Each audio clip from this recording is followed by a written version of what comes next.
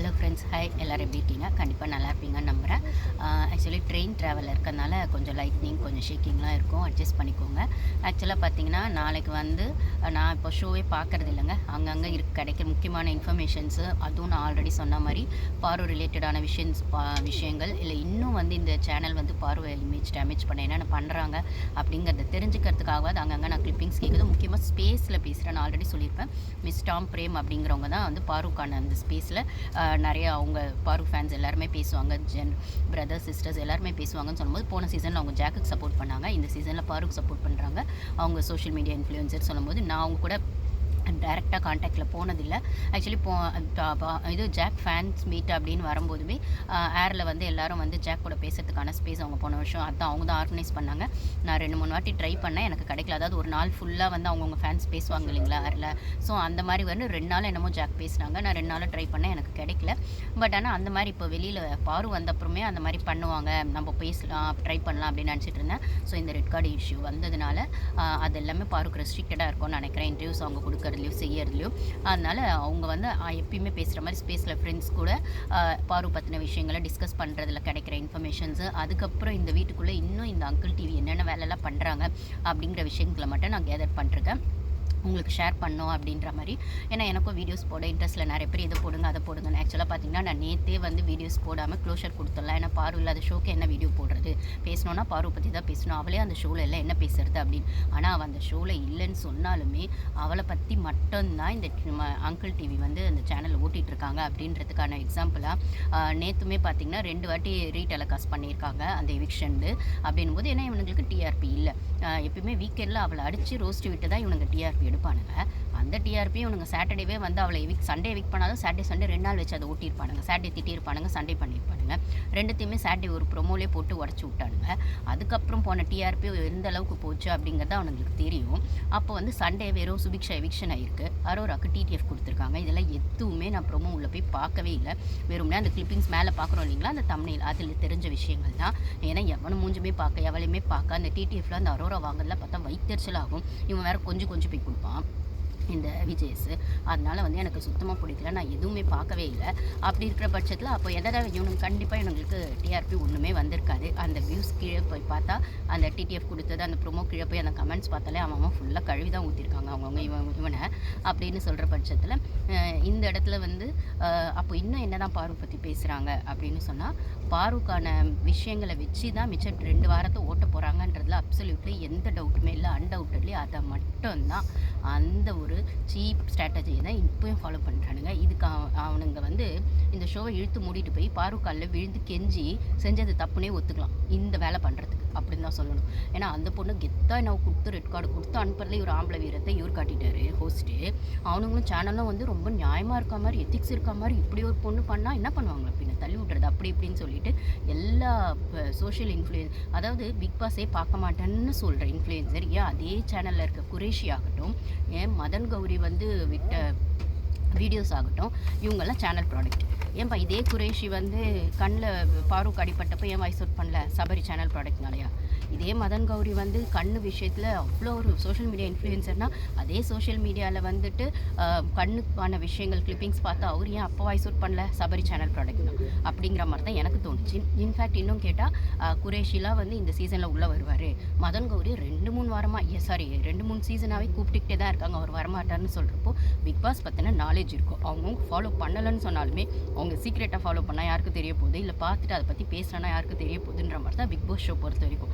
ஓப்பனாக நாங்கள்லாம் பார்க்குறோம், பேசுகிறோம், இல்லை ரிவ்யூ பண்ணுறோம், சப்போர்ட் பண்ணுறோன்றது ஓப்பனாக சொல்கிறோம். அந்த கட்ஸ் இல்லாதவங்கலாம் சைலண்ட்டாக அதை பார்த்துட்டு கம்முன்னு விட்டுருவாங்க. இதை வந்து ரிவ்யூ பண்ண வேணாங்கிறது அவங்க இஷ்டம், பார்த்துட்டு பார்க்கலன்னு சொல்கிறது அவங்க இஷ்டம். பட் ஆனால் இப்போ மட்டும் வந்து ஏன் இவ்வளோ வாய்ஸ் அவுட் பண்ணுறீங்க, சோஷியல் மீடியாவில் பாருக்கு எதிராக இவ்வளோ அகேன்ஸ்டாக போஸ்ட் போடுறீங்க, சாண்ட்ரா ஒரு கிளிப்பிங்ஸ் பார்த்துட்டு நீங்கள் பாட்டுக்கு இஷ்டத்துக்கு பேசுவீங்களா அப்படின்னு சொன்னால், அதுக்கு முன்னாடி என்ன நடந்தது, இவர் நம்ம ஹோஸ்ட் கதை மாதிரி தான், நடுவில் கொஞ்சம் பக்கத்தை காணுங்கிற மாதிரி, நீங்கள் முன்னாடி என்ன நடந்தது, அதுக்கப்புறம் என்ன நடந்தது, அவ்வளோ நாளாக என்ன நடந்ததுன்னு எதுவுமே தெரியாமல் ஒரு போஸ்ட் பார்த்துட்டாங்களாமா, இவங்க மனித நேயம் வந்து அப்படியே வெளில கொட்டுன்னு கொட்டுதாம்மா, இவங்க பொங்குவாங்களாமா, நாங்கள் அப்படியே அதை பொறுத்துக்கணுமாம்மா.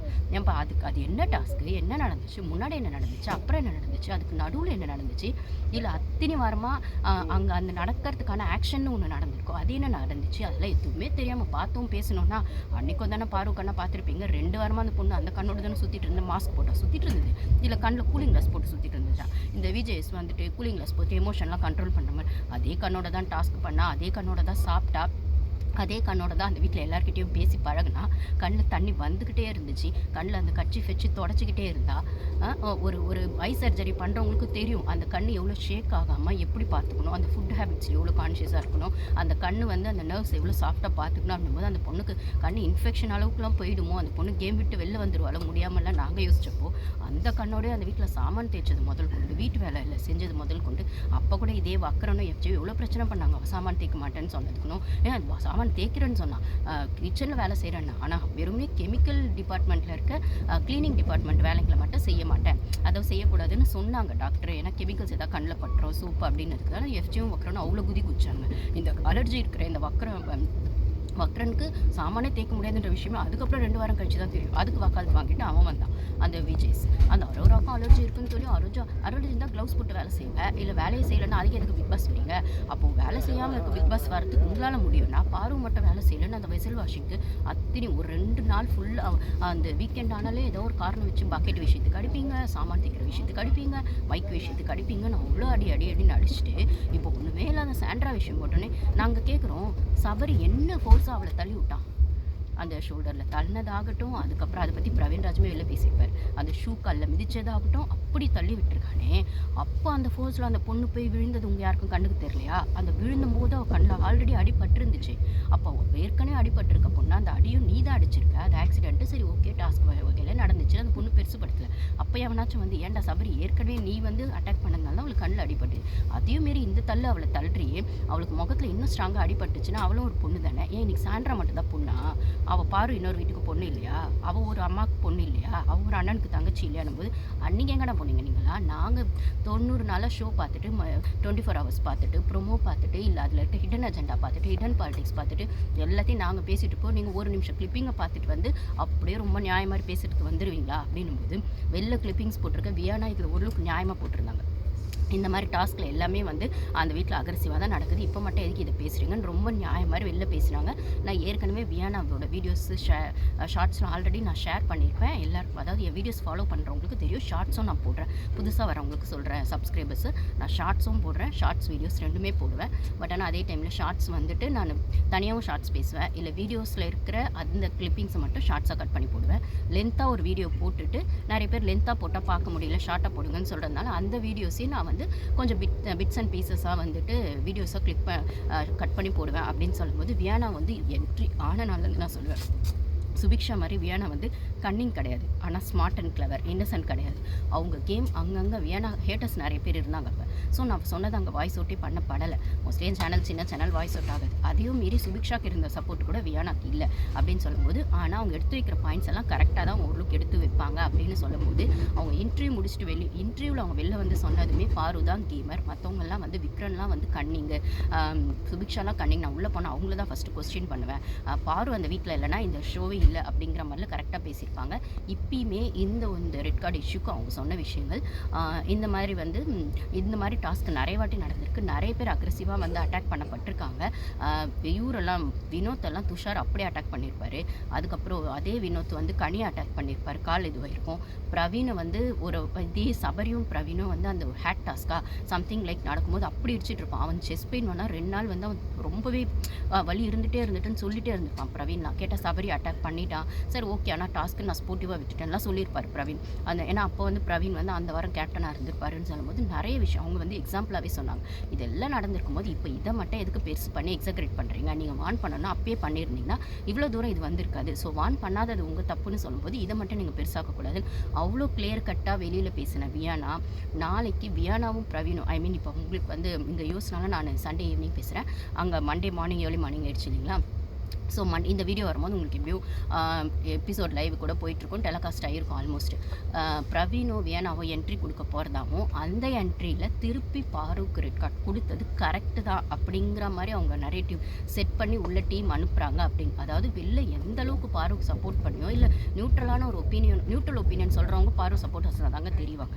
ஒரே பக்கம் பேசுகிறவங்க தாங்க பாரு ஹேட்டர்ஸாவோ சபரி சப்போர்ட்டர்ஸாவோ இல்லை சாண்ட்ரா சப்போர்ட்டர்ஸாகவும் பேசுவாங்க. அப்படின்னு சொல்லும்போது நியூட்ரலாக ஒரு ஒப்பீனியனை வச்ச வியானா உள்ளே போயிட்டு பாருக்கு எதிராக பாருக்கு டீம் பண்ணது சரிதான், அதாவது அவளை வந்து இப்படி இம்ப்ராப்பர் எவிக் பண்ணது, இந்த மாதிரி அவளை வந்து இமேஜ் டேமேஜ் பண்ணது, அந்த கார்டு கொடுத்து அனுப்புனது கரெக்டு தான் அப்படின்ற மாதிரி சேனல் சைடுக்கும் பாருக்கு அகெயின்ஸ்டாகவும் உள்ளே வந்து பிரவீன்ராஜையும் வியானாவையும் பேச சொல்லி டீம் அனுப்பினாவும் அவங்க அப்படி தான் வந்து பேச போகிறாங்கன்னு ஒரு விஷயங்கள் வெளில வருது. இது உல்ட்டாவாக எனக்கு என்ன மாதிரி அந்தர்பிலிட்டின்னு எனக்கு தெரியல.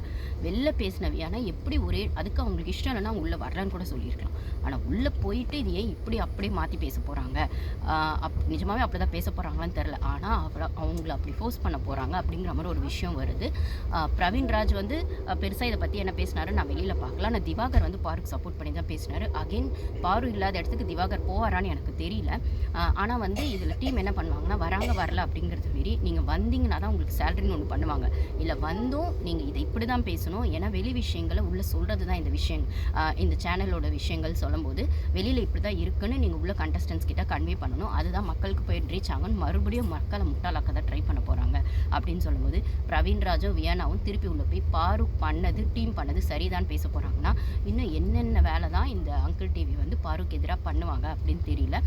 இது மட்டும் இல்லாமல் அவளோட அந்த விஷயங்களை ரீடெலகாஸ்ட் பண்ணி ஏன் இந்த டிஆர்பிக்காக இப்படி பிச்சை எடுக்கிறீங்க அப்படிங்கிற மாதிரி தான் எனக்கு தோணுச்சு. ஆல்ரெடி அனுப்பிச்சிட்டிங்க, ஒரு நாள் தான் டிஆர்பி, நீங்கள் ஒரு வாரம் இதை வச்சு ஓட்டணும்னு நினச்சிங்களா? ஒரு நாள் டிஆர்பி உங்களுக்கு ஹைப் போயிருக்கும், உடனே வந்துட்டு டவுன் ஆயிருக்கும். சண்டே டிஆர்பி போல் அதனால் ரீடெலகாஸ்ட் பண்ணுவேன். எந்த சீசன்லையாவது யாராவது இப்போ எவிக்டான விஷயத்தை திருப்பி போட்டு ரீடெலகாஸ்ட் பண்ணுவாங்களாடா? அந்த பொண்ணோட வழியில் ஏன்டா இப்படி டிஆர்பி தேடுறீங்க? அதுக்கு ஷோவை இழுத்து மூடிட்டு போயிடலாம்ல. அடுத்த சீசனுக்கான ஸ்கிரிப்டையாச்சும் ஒழுங்காக பண்ணுங்கள். இந்த சீசனில் ஸ்கிரிப்டை இப்படி பண்ணி அப்பட்டமாக மாட்டி அநியாயத்துக்கு அடி வாங்கிட்டீங்க. அடுத்த சீசனில் ஹோஸ்ட் வந்து இந்த ஹோஸ்ட் இருப்பாருன்னு எனக்கு தோணவே இல்லை. கமல் சார் வாங்கினார், கமல் சாராக 7 சீசன் பண்ணி அடி வாங்கினார். இவர் 2வது சீசன்லேயே அடி வாங்கிட்டு இது உள்ள வேற ஹீரோவை நடிக்க போகிறாராம். அதுக்கு ஹீரோயின் தான் அரோராவாம். அதனால தான் அரோராவை பொத்தி பாதுகாக்கிறாரு அப்படிங்கிற மாதிரி விஷயங்கள் இருக்கும்போது சார் நீங்கள் கிளம்பிட்டு உங்கள் புள்ள படத்துக்கு நீங்களே ப்ரொடியூஸ் பண்ணிக்கோங்க சார். உங்கள் புள்ள படத்துக்கு நீங்கள் ப்ரொடியூஸ் பண்ண அரோரா கூட சேர்த்து இன்னும் 2 ஹீரோயினை போட்டு அவரை ப்ளே பாயை கூட காமிச்சிக்கோங்க. அது உங்கள் பிரச்சனை, அது எங்கள் பிரச்சனை இல்லை. அந்த படத்தை பார்க்கலங்கிறது மட்டும் தான் எங்கள் பிரச்சனை, ஓகேவா? அது உங்கள் சாய்ஸ். பட் ஆனால் இந்த சீசனில் இந்த அளவுக்கு டாக்ஸிசிட்டியாக நீங்கள் ஒன்று பண்ணிவிட்டு நீங்கள் எப்படி மக்கள் செல்வனா வெளில வளம் வர முடியும் அப்படின்றது எங்களுக்கு புரியல.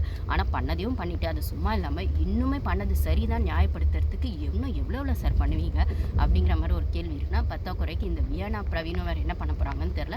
அவங்கள குத்தமாக சொல்ல முடியாதுங்க. அகெயின் சேலரி கொடுக்க மாட்டேன்னு சொன்னால் இல்லை டீமுக்கு அகெயின்ஸ்டாக போனால் ஃப்யூச்சர் பாதிக்குமோ அப்படின்னு யோசிக்கும்போது சொல்கிறது தான் செஞ்சாகணுன்ற சூழ்நிலையில் கூட அவங்க பண்ணுவாங்கன்னா எனக்கு குத்தம் சொல்லணும்னா இந்த சீசனில் டெசிஷன் மேக்கர்ஸ் ரொம்ப ஒஸ்ட்டாக பண்ணுறாங்க. சேனல் மேக்கர்ஸ் வந்து இந்த அளவுக்கு கீழ்த்தனமாக போயிருக்க வேணாம் அப்படின்னு தான் தோணுது.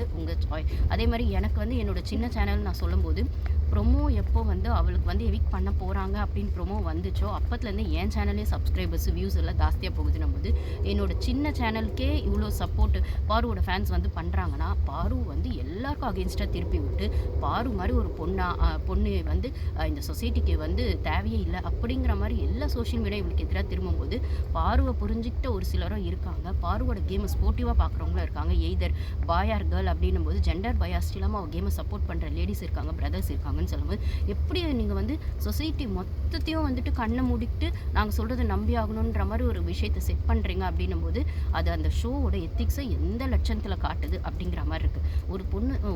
ஒரு பொண்ணை வந்து ஒரு ஷோவாக பார்க்குறேன். நாங்கள் ஷோ விட்டு நாங்கள் எப்போ வெளில வந்துடுவோம். ஷோ விட்டு வெளியில் போனால் அந்த பொண்ணு 2 நாளில் 3 நாளும் மேக்ஸிமம் ஒரு வாரத்தில் அவர் லைஃப்பை பார்க்க போயிடுவா. ஆனால் இன்னும் 2 வாரம் ஷோவை ஓட்டணுன்றதுக்காக நீங்கள் இவ்வளோ தரக்குறைவாக இறங்குவீங்க அப்படின்னு சொன்னால் உங்ககிட்ட என்ன டீம் ஷோ எத்திக்ஸ் இருக்குது, உங்ககிட்ட என்ன டீம் மெம்பர்ஸ் ஷோ எத்திக்ஸ் இருக்குது, உங்ககிட்ட என்ன சேனல் ப்ராடக்ட்ஸ் ஷோ எத்திக்ஸ் இருக்குது. இப்போ உள்ளே இருக்கிறது 6 பேர் இருக்காங்க. 6 பேரில் எத்தனை பேருங்க சேனல் ப்ராடக்ட் யோசிச்சு பாருங்கள். சபரி சேனல் ப்ராடக்ட், அதுக்கப்புறம் அரோரா சீரியல்லையோ, விஜய் டிவி சீரியல்லையோ, எந்த ஷோலயோ வரல. பட் ஆனா போன சீசன்ல செலிப்ரேஷன்ல பிபி செலிப்ரேஷனுக்கு அரோரா போயிருக்காங்க. அந்த கிளிப்பிங்ஸ் ஒரு சேனல்ல வைரல் ஆச்சு. அது பேர் எனக்கு சரியா ஞாபகம் இல்ல. ராஜ் மீடியா சம்திங் நெனைக்கிறேன். அவங்க வந்து போட்டிருந்தாங்க. அதாவது ஜோ மைக்கேல், அரோரா, இன்னும் யாரோ கேக் செலிப்ரேஷன்லாம் கேக் வச்சுட்டு கட் பண்ற மாரி.